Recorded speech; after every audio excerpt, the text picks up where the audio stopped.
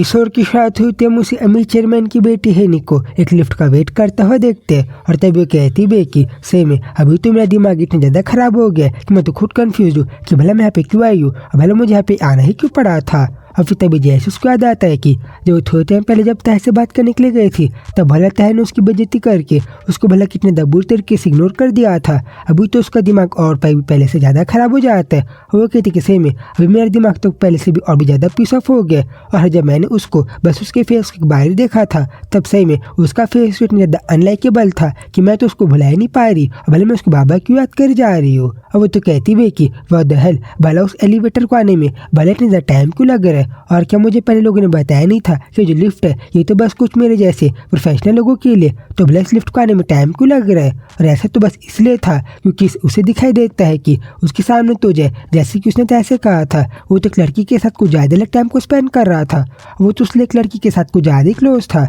और फिर जैसे लिफ्ट खुलता है और उसी सारी चीज़ दिखाई देता है वो तो कन्फ्यूज थी कि वट भला पे सब क्या चल रहा है। और तभी उस लड़की को वहाँ पे देख के तो जय और वो लड़की दोनों बहुत ज़्यादा शौक हो गए थे कि वट भला यहाँ पे कैसे आ गए। देन तभी लोगों से कहती है कि ठीक है वेल क्या तुम लोग मुझे बताओगे कि भला पे चल क्या रहा है। और जब वहाँ का मूवमेंट ऐसी ऑकवर्ड हो गया था तब वो जैसे कहती है कि सॉरी लड़के बट मुझे तुम्हें बताना पड़ेगा कि अगर तुम ऐसा सोच रहे हो कि ये लड़की कोई रिच वूमेन है और तुम इससे पैसे ले लोगे और तुम इसका यूज़ कर लोगे तो मैं तुम्हें बता दूं कि ऐसा बिल्कुल भी कुछ नहीं है। और ये तो बस ऐसी नॉर्मली एक यहाँ पे कोई दूसरे चेयरमैन है ये तो बस उसकी एक बस स्टाफ की मेंबर है और कुछ नहीं। जिस बात को सुन के कहती है कि वह द हेल भले तुम ये सब क्या कह रही हो और से में कि तुम्हारा दिमाग खराब हो गया है। वो पलट के कहती है कि वाह क्या मैं तुमसे कुछ झूठ कह रही हूँ और क्या मैंने कुछ गलत कह दिया। और से में अगर तुम्हें ऐसा लग रहा है कि मैंने कुछ गलत कहा तो क्या मैं तुम्हारी सारी बातों के बारे में तुम्हारे चेयरमैन को जाके बताऊँ। जिस बात को सुन के तो अगले सेकंड शर्माते हुए कहती है कि हाँ ठीक है मैं तुम्हारी बात को समझ गई और मैं जल्दी से जा रही हूँ।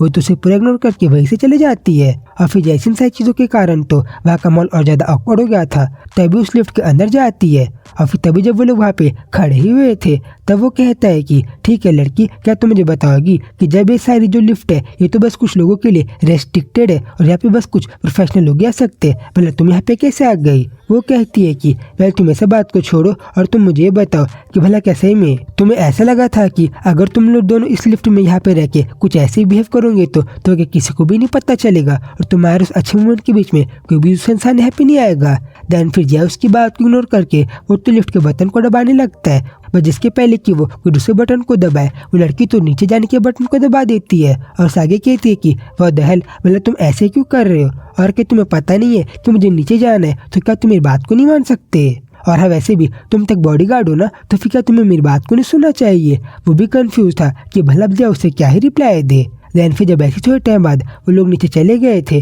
तब वो कहता है कि भला क्यों भला मैंने इसके ऑर्डर्स को फॉलो करके भला मुझे इसके साथ यहाँ पे नीचे आना ही क्यों पड़ा। और फिर तभी उसे दिखाई देता है कि वो तो स्मोक कर रही थी और वो उसे पूछती है कि ठीक है वेल अगर तुम स्मोक नहीं करते हो तो मैं तुम्हें बता दूं कि तुम्हें मेरे से थोड़ा सा पीछे जाना चाहिए। वो कहते हैं कि अच्छा ऐसा है क्या मुझे पता नहीं था कि जो लड़की है ये मिस तो एक बहुत बड़ी स्मोकर है। देन फिर तभी अगली सेकंड जैसे कि ऑफकोर्स जय तो स्मोक करता है उसके साथ ही स्मोक करने लग जाता है। देन फिर थोड़े टाइम बाद उससे पूछता भी है कि वेल तुम्हें उस चीज़ के बारे में पता कैसे चल गया। भला क्या चीज़ है। अरे वही कि मैं बस उस लड़की से थोड़े से पैसे निकालने का ट्राई करता या फिर मैं बस ऐसी उससे थोड़ा सा कुछ जरूरत चीज़ें निकालने का ट्राई करता और कुछ नहीं। वो कहती कि वेल भला मैं इन सब चीज़ों के बारे में कैसे नहीं जानूंगी क्योंकि तुम मुझे जिस तरीके से दिखाई दे रहे हो मैं तो कह ही सकती हूँ कि तुम तो एग्जैक्टली उस टाइप के मैन हो जो कि पक्का मेरी मॉम को भी पसंद आ जाएगा और तुम तो ईजिली मेरी मॉम को भी पटा लोगे। वो भी कंफ्यूज था कि सही में क्या मुझे सब ऐसा कह रही है। और अगली सेकंड हो तो थोड़ा स्माइल भी करने लग जाता है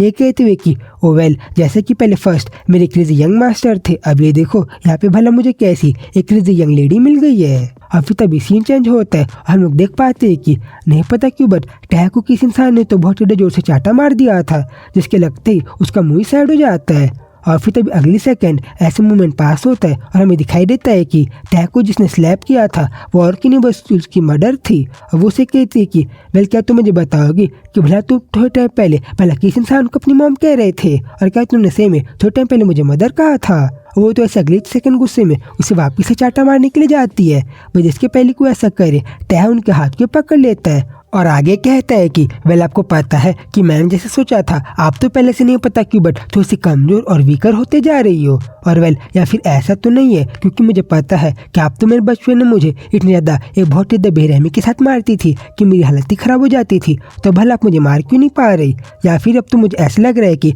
अब टाइम चेंज हो गया है और अब शायद से आप उतने ज़्यादा स्ट्रांग नहीं रही और अब आप मुझे पहले की तरह नहीं मार सकती। या फिर मैं भी ऐसा तो नहीं है, उसके पास है क्यों नहीं कहता है कि मैं भी ऐसा तो नहीं है कि आपको मैं कोई इंसान की तरह याद दिला रहा हूँ और आपको मेरा फेस किसी दूसरे इंसान की तरह सिमिलर दिखाई दे रहा है, इसलिए भी आप नहीं पता क्यों बट मेरे ऊपर उस इंसान के बारे में सोच के हाथ बिल्कुल भी नहीं उठा पा रही हो। जिस बात को सुन के तो उसकी मॉम का भी पूरा मूड हिल गया था, जिसके बाद फिर अगले सेकंड नहीं पता क्यों बट उठता है कि बात को सुनने के बाद कुछ ज्यादा हंसने लग जाती है और फिर आगे कहती है कि हाँ मुझे पता है कि तुम तो कितनी ज्यादा बड़ी क्रेजी बास्टर्ड हो और है कैसे में तह तुम्हें ये चीज बहुत ज्यादा अच्छी लगती है कि तुम धीरे धीरे बिल्कुल अपने डैड यानी कि बियोम टैजू की तरह दिखते जा रहे हो। और है कि तुम इस चीज के बारे में अच्छा भी लग रहा है, क्योंकि मैं तुम्हें बता दूं कि तुम्हारे जो डैड थे वो तो इस तरीके की क्रूअल मैन थे कि तो बाहर के लोगों को नहीं बल्कि अपने जो क्लोज थे उनको भी नहीं छोड़ते थे। वो तो अपने क्लोज वन के साथ भी कुछ ज्यादा क्रूअल तरीके से बिहेव करते थे। और हमें तुम्हें एक बात बता दूं कि तुम्हारे जो फादर थे उनकी किस्मत और फेट तो इतनी ज़्यादा बुरी थी कि उनके लाइफ में जो भी वुमेन या लड़की आती थी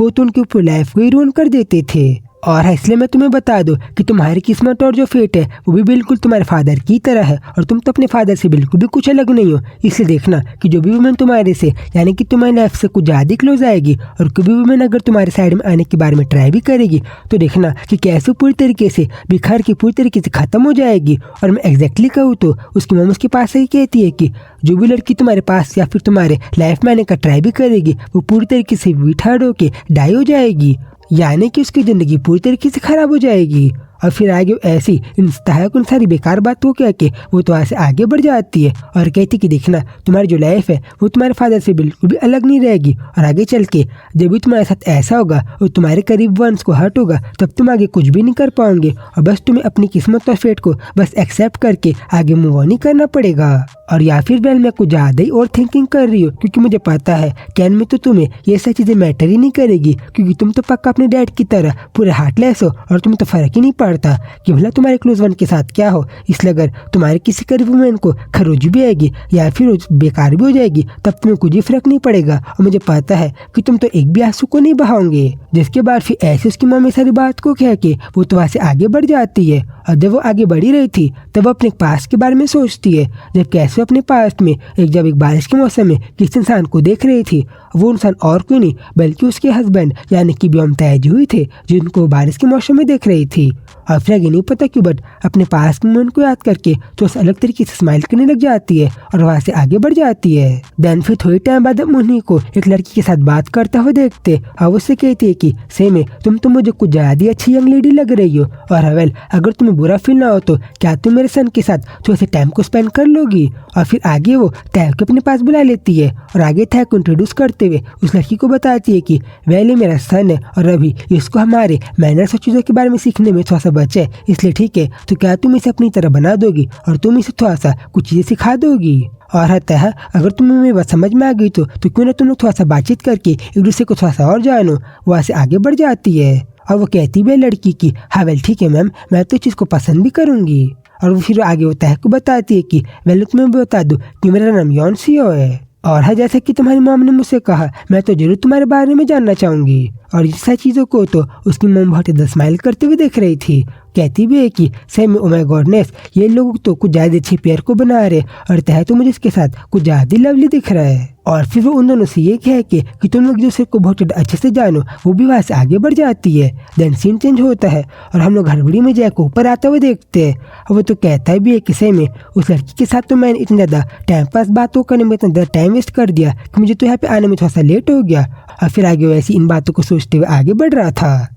और वो आगे बढ़ते हुए कहता भी है कि भला मुझे यहाँ पे आने में भले इतना टाइम क्यों लग गया और मुझे तो ऐसा लग रहा है कि तय इस मीटिंग को ख़त्म करके यहाँ से बाहर जाने का टाइम भी आ गया, इसलिए सही में मुझे तो जल्दी करना चाहिए। देन फिर तभी उसे अपने सामने अपने सीनियर दिखाई देते जो कि उसे कहते कि जय तुम भला यहाँ पे क्या कर रहे हो। वो कहते कि कुछ नहीं सर, मैं तो बस ऊपर जा रहा था। तभी उसे बताते हैं कि वेल तुम्हें बता दूं कि तुम्हारा जो यंग मास्टर है शहर से वो तुम्हारे जल्दी से इंतजार कर रहे थे, इसलिए भी तुम्हें बिना टाइम वेस्ट किए तुम्हें जल्दी से ऊपर जाके अपने मास्टर के बारे में सुनना चाहिए। वो भी कंफ्यूज था कि भला उसके मास्टर भला उसे ऐसा क्यों कह रहे और भला क्यों उसके जो सीनियर है वो भला उसे इतना ज्यादा हड़बड़ी में ऊपर जाने के लिए क्यों कह रहे हैं। और जब अगली सेकंड ऊपर ही पहुंचता है तब तो पूरा कंफ्यूज था कि व्हाट भला मुझे यहाँ का माहौल इतना अलग क्यों लग रहा है और कैसे में यहाँ पे कुछ गलत तो नहीं हुआ है जो यहाँ पे मुझे यहाँ का माहौल थोड़ा सा अलग दिखाई दे रहा है। और फिर उसको वैसी वहाँ की पूरी जगह को ढूंढते हुए टाइम भी बीत जाता है बट उसको तय नहीं दिखाई देता। और वो तो कहता भी है कि भला मैंने इस पूरी जगह के भला कितने 10 सर्कल के राउंड मार लिए बट भला मुझे तय क्यों नहीं दिखाई दे रहा।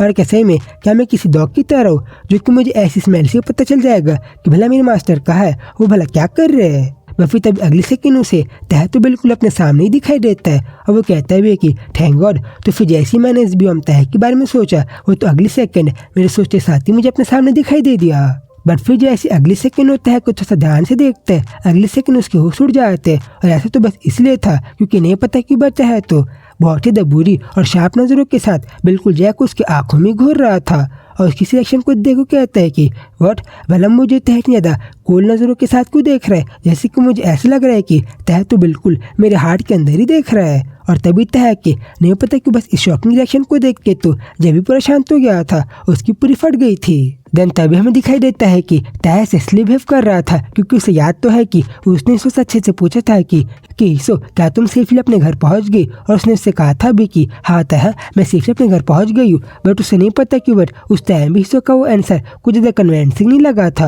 और अभी नहीं पता कि बट तुझे अचानक से अपने मन में लग रहा है कि इसो शायद से कोई डेंजर में है, और अगर ऐसा हो गया तो इसो डेंजर में तो भला वो क्या करेगा। और तभी हम दूसरी तरफ का सीन देखते हैं जहाँ पे इसो जॉब को ढूंढने के लिए गई थी और तभी वहाँ के सारे लोग तो शायद के साथ कुछ धक्का मुक्की करने लग जाते, जिस धक्का मुक्की के कारण तो इसो बहुत ज़्यादा गलती से बहुत ज़्यादा बुरी तरीके से जमीन में ही गिर गई थी। और तभी इन सब चीज़ों के बारे में इमेजिन करते हुए ही तह के हाथ में जो ड्रिंक था वो ड्रिंक तो पूरी बुरी तरीके से जमीन में ही नीचे गिर जाता है। और अगली सेकेंड बहुत ही हैरानी के साथ कहता है कि व्हाट नहीं ऐसा बिल्कुल भी नहीं हो सकता। और अगर मैं ऐसा सोच रहा हूँ अगर सेम इसो के साथ वैसे हो रहा है तब भला मैं आगे क्या करूँगा। और इसो क्या तुम ठीक हो। और फिर तभी इसी बहुत ज़्यादा बड़े ट्विस्ट के साथ चैप्टर पे खत्म होता है। तो गर्ल्स मैं जल्दी ही मिलूंगा आप लोगों से इसके आगे की स्टोरी के साथ, तब तक के लिए बाय बाय।